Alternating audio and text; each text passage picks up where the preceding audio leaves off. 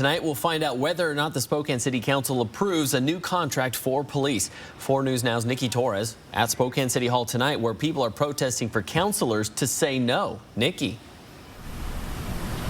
Well, we have to remember that this contract started all the way back from 2016, so it's been a long time coming. It is a contract that has been highly criticized from members of our community for not holding officers accountable. Now, we did have a group of protesters outside of City Hall earlier this afternoon. They have since cleared out, but each one of those protesters was asking City Council to say no to this contract. But the question is now is will they hold up to that for later on this afternoon for that end result? We'll find out.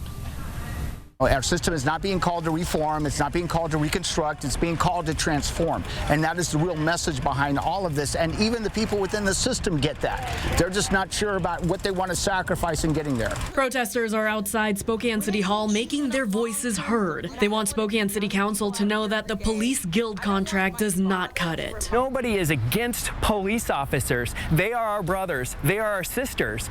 But we need to look on how we educate our police officers. We need to teach them tactics that promote peace and safety. Protesters say the police guild contract needs to provide solutions to the issues they've been fighting for, including de-escalation training for officers. I expect more out of our police department. I expect more out of any police department. Debbie Novak is protesting today on behalf of her son, David. My son, David Novak, was murdered in his front yard as he was entering his house on January 7th, 2019.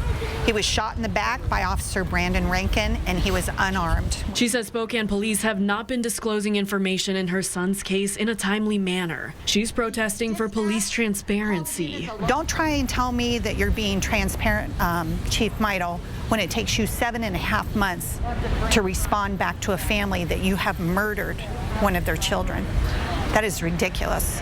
These people say they only want one answer from council tonight, and that's no. If they approve it, that's just going to be, I mean, you thought you saw marches before, right? So I'm just going to kind of let that speak on its own. I spoke with a couple city council members. They told me if the answer is no tonight to the police guild contract, they have a couple of options. They could go into further negotiations with the guild, or they could go into arbitration. Reporting live in Spokane, I'm Nikki Torres, 4 News Now.